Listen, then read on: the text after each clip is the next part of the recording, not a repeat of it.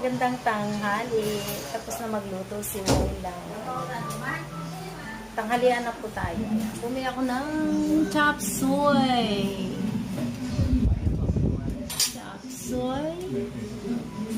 Ano ang isda ito ma? Isdang bukid. Isdang bukid. Pinaputukan ba yun? Meron. Ay wala. Lemon. Saan ang rep ma? May lemon doon.